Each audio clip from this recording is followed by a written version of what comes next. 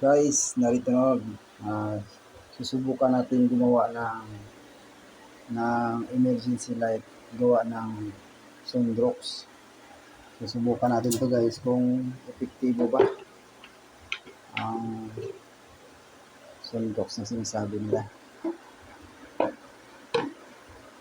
Guys, subukan natin to guys.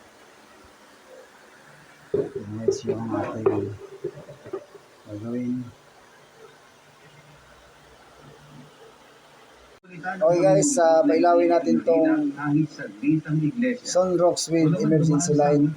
Naglagay tayo ng switch guys. Ito, taop yan guys. Yan ang Sunrox. Yan naman ang switch natin. Yan guys. Nawa natin ng switch. Lagyan natin siya ng switch para may yan. Lalo namang naglingas ang pananampalataya, pag-ibig at pag-asa ng mga kapatid Sunrox lang yan guys ha.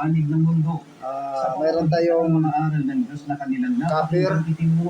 copper sa kaalum. Yan ang mga katrops ginamit nating DIY ng ating pong ginawang Sunrox with emergency light. LED lang po yan mga katrops.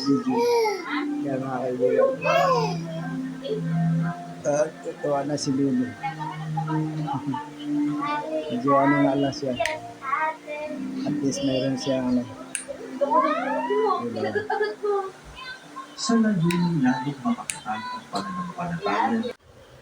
Guys, narito na.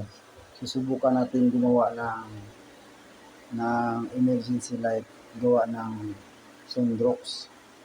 Susubukan natin to guys kung epektibo ba ang Sunrox na sinasabi nila. Guys, subukan natin to guys. Guys, yung ating gagawin.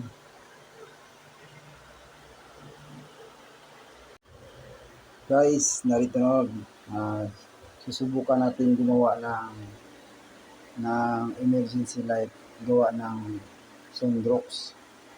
Susubukan natin to guys kung epektibo ba ang Sunrox na sinasabi nila. Guys, subukan natin to guys. Guys, yung ating gagawin.